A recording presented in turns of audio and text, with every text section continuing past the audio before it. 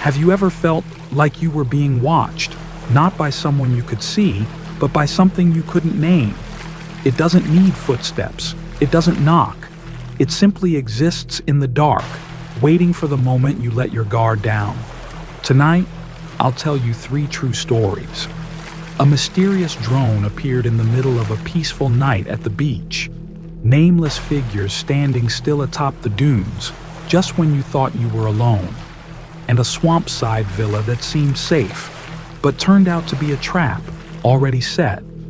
They don't break down doors. They don't speak. But they know you. They know where you are. And they know exactly when you're most vulnerable. So put on your headphones. Turn off the lights. And if you're somewhere quiet right now, maybe look around one more time. Because what follows are 3 chilling true stories about the ones who don't need to come close to keep you awake at night.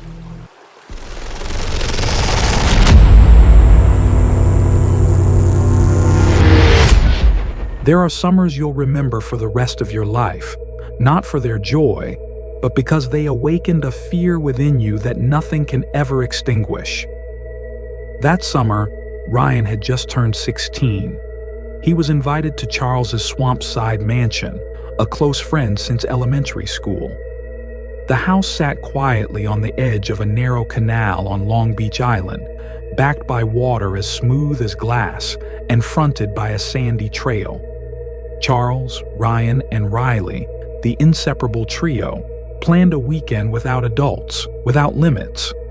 Riley had just gotten his driver's license, Charles had his own house, and Ryan brought enough weed for all 3, along with a few bottles of liquor sneaked from his parents' cabinet. The sun blazed brightly. Sea breezes swept across the water, creating ripples that reflected the sunlight like traps for the eyes. The 2-story white house had a back balcony leading straight to an old wooden dock. A spiral staircase descended from the balcony to the ground, and a sliding glass door faced the swamp. From morning till afternoon, they cleaned rooms, arranged sleeping spots, and searched for familiar girls from social media nearby.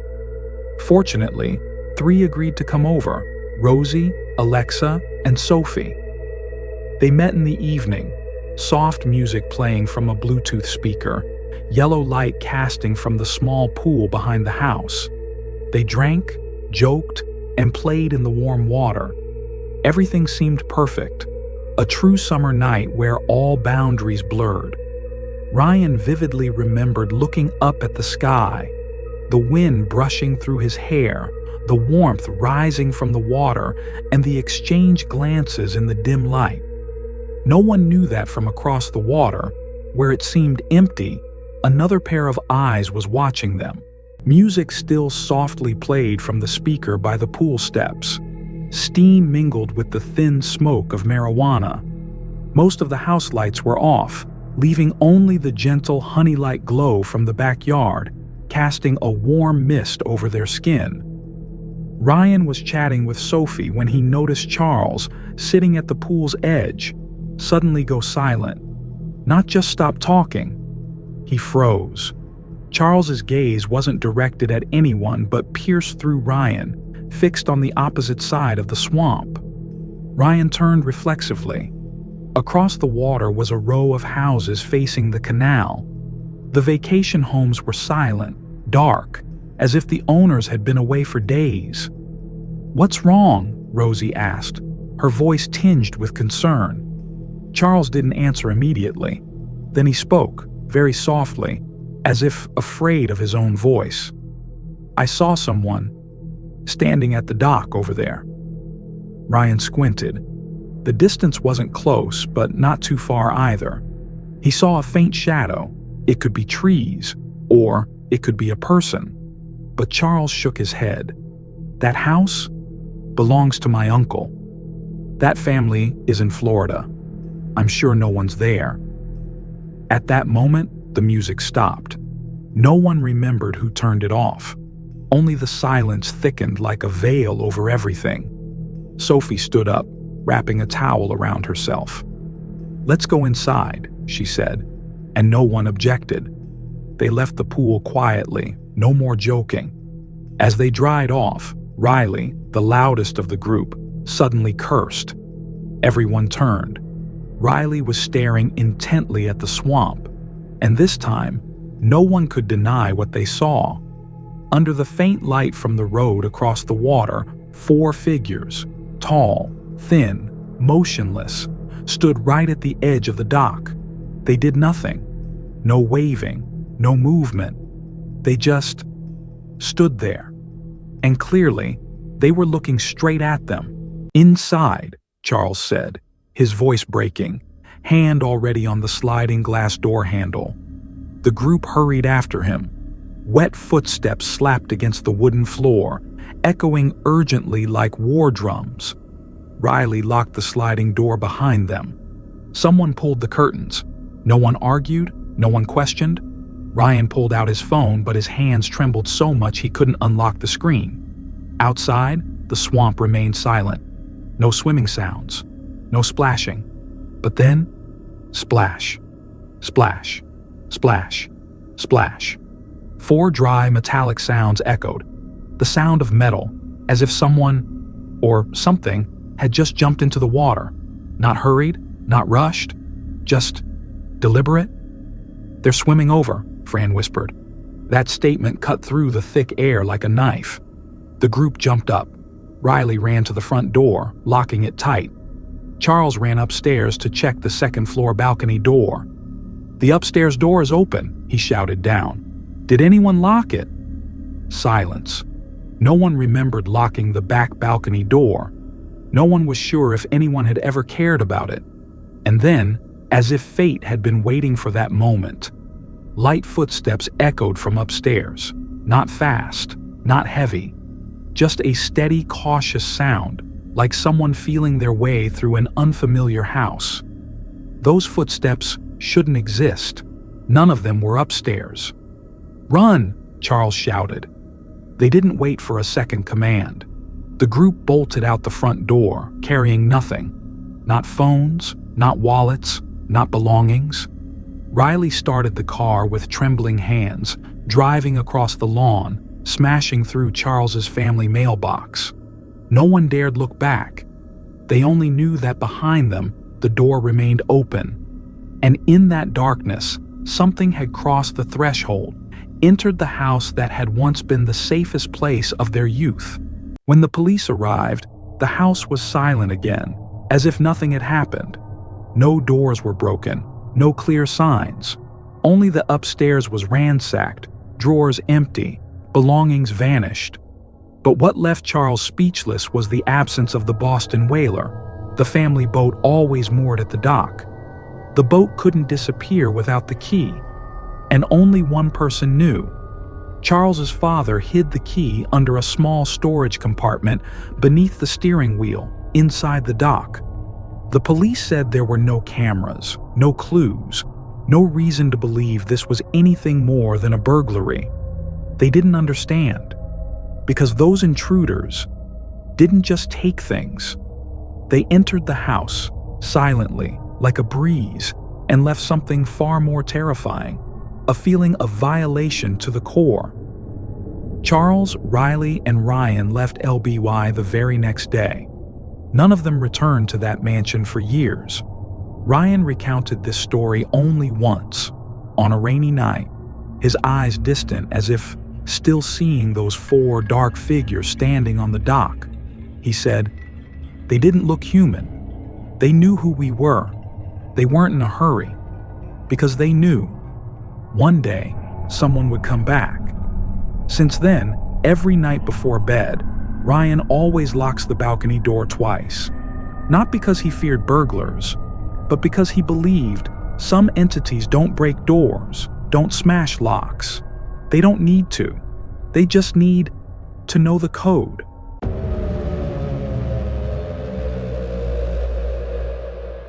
Jake had spent his entire life by the sea. Not the bustling tourist beaches filled with sunscreen scents and noisy chatter, but a small coastal town where every sound was steeped in salt and the wind could remind you of childhood with just a sudden chill brushing your neck. Here, people didn't need to see faces to know who was entering the grocery store. Sandy toes, worn-out surfboards, and the sound of wind chimes on the porch. These were the familiar symphony of the land Jake called home. To him, the sea wasn't a place to come and go.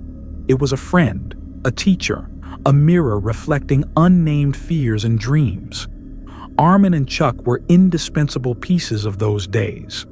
From after-school escapades, laughter in the rain, to the first time sneaking a smoke on the warehouse roof, they were three young souls living for long afternoons on the sand and nights where no one asked, "Are you going home yet?"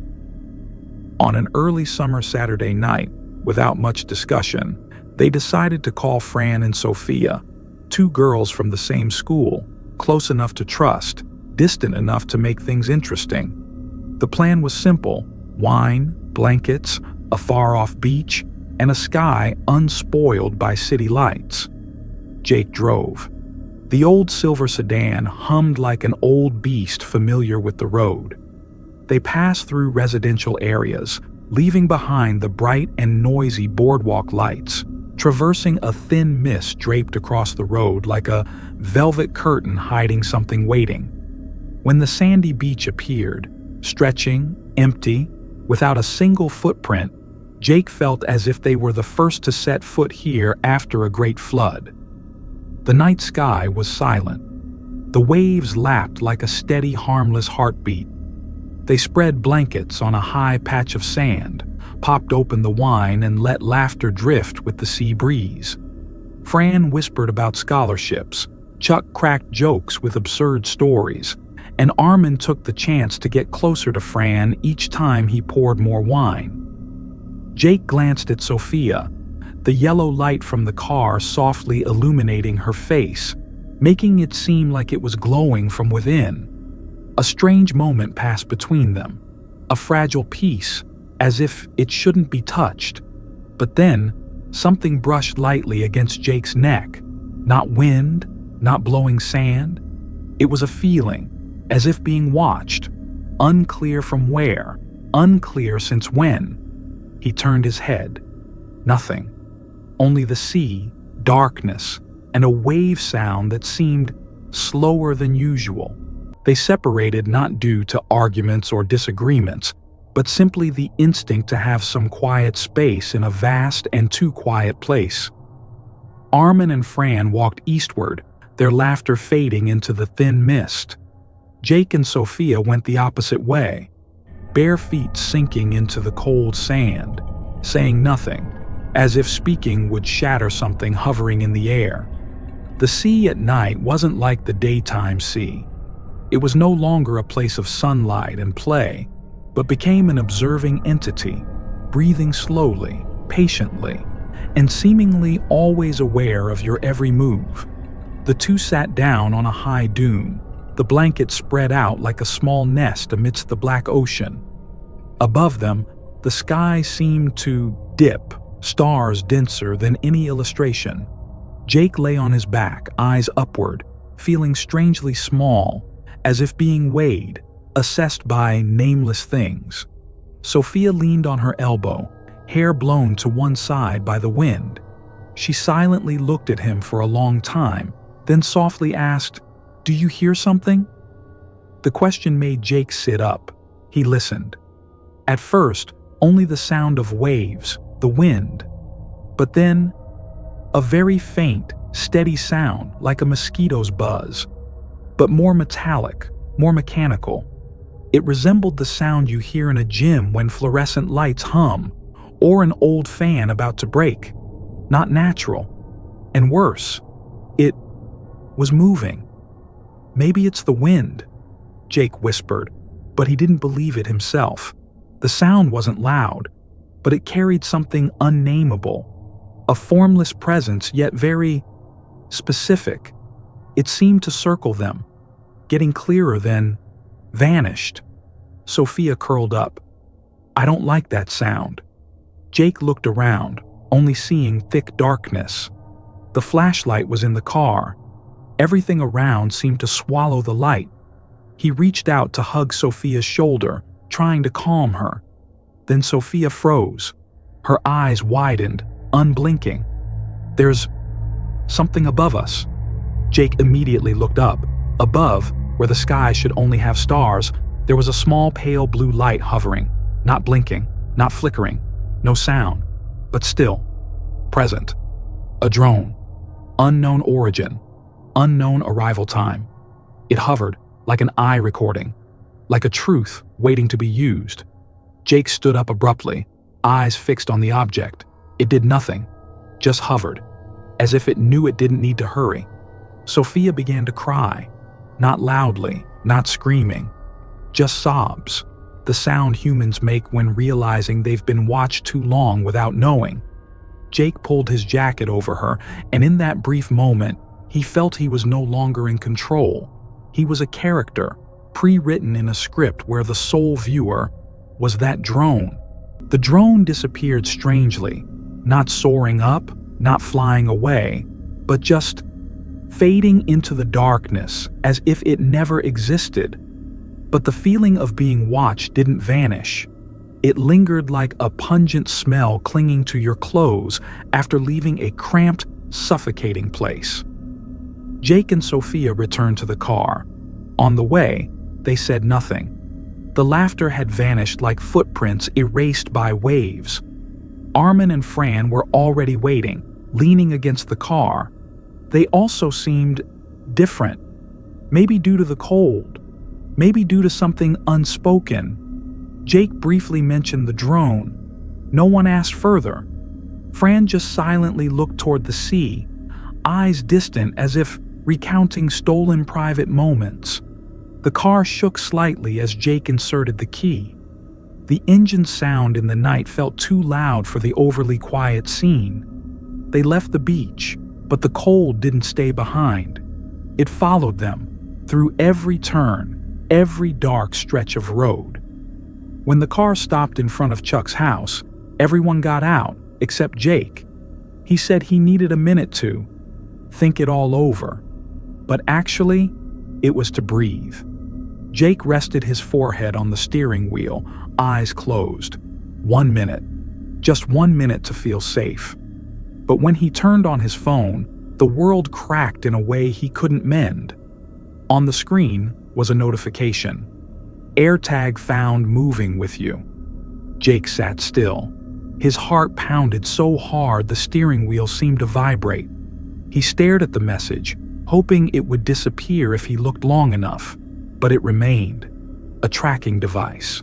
Someone had attached it to his car. Jake jumped out of the seat, opened all doors, and shone the flashlight throughout the car. Nothing in the trunk, nothing under the floor, nothing under the seats. But then he bent down, shone into the front left wheel well, and saw it. A small round object, glinting with cold metal, was carefully taped with black duct tape. Hard to detect, unless you knew what to look for. Jake picked it up. His hands trembled so much that he nearly dropped them. The feeling wasn't fear, it was the realization. You're no longer the protagonist in your life. You're a puppet, a target. He threw it onto the road, stomped on it repeatedly until only tiny plastic shards remained. But relief didn't come. Because Jake knew the one controlling that drone was watching them, not out of curiosity, but for some unrevealed reason. And worst, he knew where they were, right now. Jake burst into Chuck's house like someone who had just escaped an accident but wasn't sure if he was still alive. In his hand were the broken plastic pieces, evidence of something none in the group was truly ready to face. They gathered in the living room, sitting around the dim light. No one dared to turn on bright lights. No one dared to approach the windows. Jake placed the AirTag fragments on the table as if it were the heart of a creature they had just killed. But that thing had no blood, no sound, only a persistent presence, like a whispering voice in the head, repeating, "You thought you were alone." Sophia opened her phone. The screen displayed the same message. AirTag found moving with you. Fran too. Chuck, The homeowner, seemingly unrelated, now became the destination of an invisible stalker. The group retreated to the basement, locked all doors, drew curtains, and turned off phones. Every small noise from upstairs startled them. No one slept. Only breaths and fearful glances silently passed in the dark. They spent the night in the basement like those awaiting judgment. And then, as if something changed when the sun rose. The next morning, everything was silent. No strangers, no threats, no more messages. A week later, Jake thought it was over until Chuck called. His voice was urgent, panicked. When Jake arrived, Chuck said nothing, just handed him a stack of papers, photos, blurry pictures, printed with a cheap printer. But in them, Jake saw himself and Sophia on the beach that night. Private moments, expressions that should have belonged only to the two, now became collages for someone behind the lens who never revealed themselves. They reported it to the police, but no traces, no fingerprints, no clues, no laws for those who don't need to touch victims to destroy them. Since that day, Sophia no longer looked at Jake the same way. She became distant, cold, as if all the beautiful things they once had were captured and held hostage forever. Jake still lived, but after that night, whenever he heard a faint buzzing in the air, from a fan, a fly, or just the vague sound of wind, he paused. Not because he thought he was being watched, but because he knew. There was a time he was watching, and no one realized until it was too late.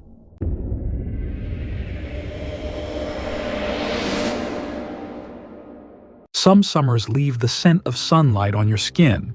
Some summers are memories of laughter and warm embraces after sunset. But some summers leave something smoldering, like a tiny shard of metal embedded in your mind, cold, hard, and never disappearing. That was the summer when Ryan was 16. For the first time, he tasted unbridled freedom. No parents, no alarm clocks, no rules. Just a white villa nestled by a tranquil marsh on Long Beach Island, a place where, if you stood still long enough, you could hear the water breathe. The house belonged to Charles's family, Ryan's best friend since elementary school. Charles was the calm type, unassuming but always able to make things go smoothly. Riley was the third piece of the trio, impulsive, quick-witted, newly licensed, and not afraid to drive recklessly. They brought along marijuana, a few bottles of hard liquor borrowed from home, and the naive belief that a weekend without adults would be paradise. The villa sat at the end of a white sand road. The front faced a row of small trees, while the back, where the strange events began, opened to an old wooden dock stretching into mirror-like water. A spacious balcony connected to a spiral metal staircase leading down to the backyard, where the dim yellow lights of the pool awaited their unforgettable evening. From the moment they stepped in, Ryan felt something incomplete. Not bad, just too quiet. As if everything in the house was waiting for them, but not to welcome. By afternoon, they were browsing the internet, texting a few girls who were also on the island. Within an hour, 3 names agreed to come over. Rosie, open and cheerful. Alexa, a bit aloof but likable. And Sophie, quiet, with eyes that seemed to look through people. Evening fell like a warm velvet blanket. They played soft jazz, the yellow lights reflecting off the pool's surface. The alcohol gradually infused their conversations, and the smiles grew wider, voices louder, clothes fewer. Ryan sat at the pool's edge, eyes lifted to the starry sky, feeling everything was right. Right place, right time, the right people. But when everything feels too right, it's often fragile, because perfection rarely lasts. From across the marsh, where there were no lights, no movement, something shifted, very slightly, very silently, as if it had been standing there before they arrived. And now, it simply began to watch. The laughter persisted. The glasses remained full. Everything seemed like a typical teenage party. A bit of booze, some smoke, a few suggestive glances. But none of the 6 present noticed. The atmosphere had changed. Only Charles did. He was the first to fall silent, turning his face toward the dock and staring into the darkness across the marsh. Unblinking, motionless. His gaze was taut like a drawn string. Ryan noticed the change. "What's wrong?" he asked softly, as if afraid to shatter something delicate in the night. Charles didn't turn back, only spoke loud enough to be heard. "Someone is standing on the opposite dock." The group fell silent for a few seconds. Rosie forced a laugh. "Probably a neighbor out for a walk." Charles shook his head. "Number that house belongs to my uncle. They're in Florida all week. No one's there." Silence began to spread like ink soaking into paper. Ryan frowned, straining his eyes to look into the distance. Faintly illuminated by a distant streetlight was a shadow, indistinct, unidentifiable, but standing opposite them. Sophie clutched the towel around her. "Let's go inside," she whispered. And this time no one objected. They quickly left the pool, drying off hastily. Riley locked the sliding door. Charles drew the balcony curtains. They said nothing more about the shadow, because speaking of it was admitting it was real. But silence couldn't hide what they didn't want to see. As they entered the living room, Riley, usually the most optimistic, suddenly cursed. He stood by the glass door, his hand trembling as he pointed toward the marsh. They looked. Under the faint light, 4 figures, tall, thin, motionless, stood on the opposite dock. Each silhouette seemed cut from the night, featureless, faceless, just solid black forms facing them. No movement, no sound, just standing there. "Get inside now," Charles said, his voice revealing genuine fear for the first time. The sliding door was locked, and most of the house lights were turned off. They huddled in a windowless room where light couldn't escape and gazes couldn't penetrate. But then, click, click, click, click. 4 sounds echoed from the marsh, not loud, but chillingly clear. Ryan froze. His heart sank. They just jumped into the water. No one needed to ask further. They knew. Something was swimming toward them. "They're swimming over," Rosie whispered, her voice so faint it seemed even she doubted she spoke. No one reacted for several seconds, as if the entire house, time and the heartbeats of the 6 were suspended in the damp, cold air. Then, as if an unspoken command had been given, everyone moved. Charles dashed to the front door, fumbling with the lock with trembling hands. Riley searched for anything to barricade the door. Ryan sprinted upstairs, 2 steps at a time, heart pounding in his ears. The second floor was dim. Darkness enveloped everything unnaturally, as if the house's electricity had never been sufficient to repel whatever lurked beyond the walls. The glass door leading to the balcony was open. Ryan stood frozen, not out of surprise, but because the confirmation chilled him. Someone had entered through here. Or was he standing just outside, yet to come in? No wind, no water sounds, no noise from the marsh. But silence was a sound. Then, downstairs, a noise echoed, not loud, but unmistakable. Creak, like old floorboards under a heavy footstep, slowly. One step, then another. Not a mouse, not an echo. Footsteps, moving inside the house. Sophie noticed first. She grabbed Fran's hand, eyes wide, repeating incoherently, "It's in the house. It's in the house." Riley muttered curses, pulling an old golf club from a corner. Charles held a table lamp, its cord dangling. No one knew what to do.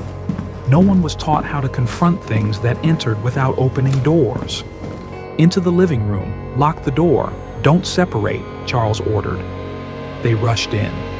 The wooden door slammed behind them, the bolt clicking like a signal for impending panic. They huddled in the darkness, breathing heavily. Ryan tried to see everyone through the faint glow of his phone screen, lips trembling, cold sweat down his spine.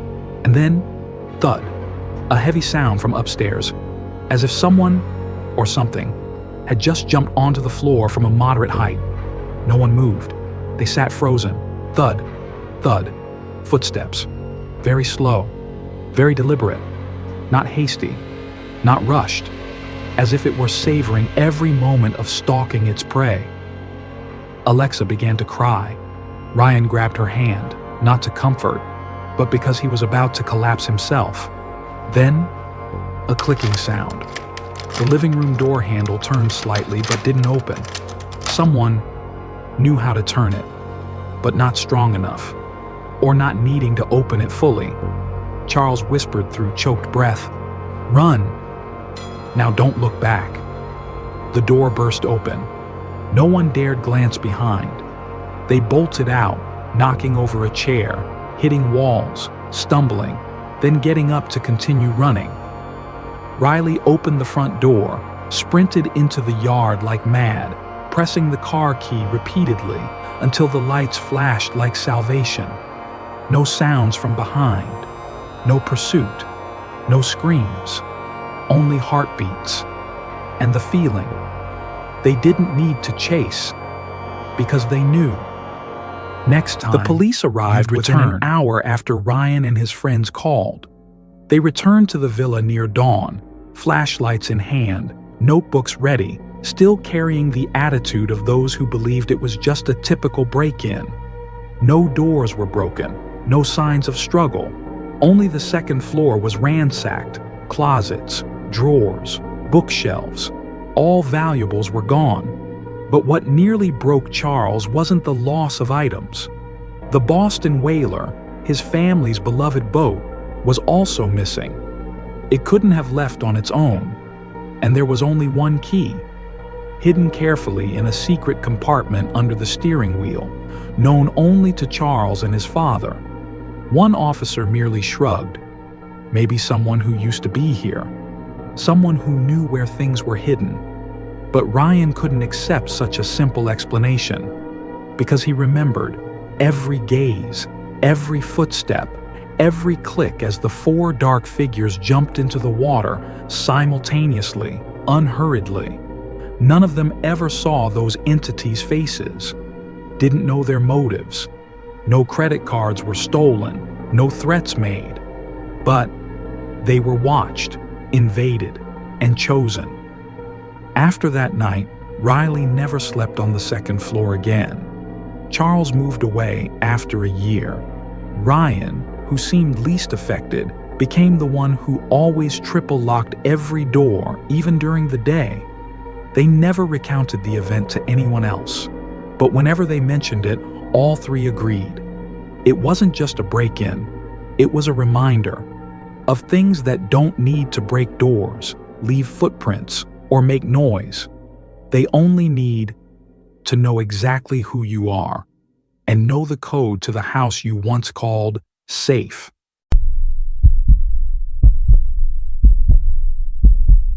If you're still listening, then maybe you're like me. You're not afraid of the scream. You're afraid of the silence, not scared of what you can see, but terrified of what you can't look directly at. Tonight's three stories don't have any dead bodies, no blood, but they'll leave you feeling like no one is ever truly safe, because the scariest ones don't have to knock. They just need to know who you are. If your neck feels colder than usual, or the light in your room seems dimmer than it should be, don't worry too much. It might just be your imagination. And if it's not, then I hope you remembered to lock the door. Don't forget to hit like if these stories gave you chills, and drop a comment below. What was the moment that made you unable to look away? Most importantly, Make sure to subscribe so I have a reason to come back each week to bring you more of the things you won't find in books, won't hear in real life, but that still always exists in the dark.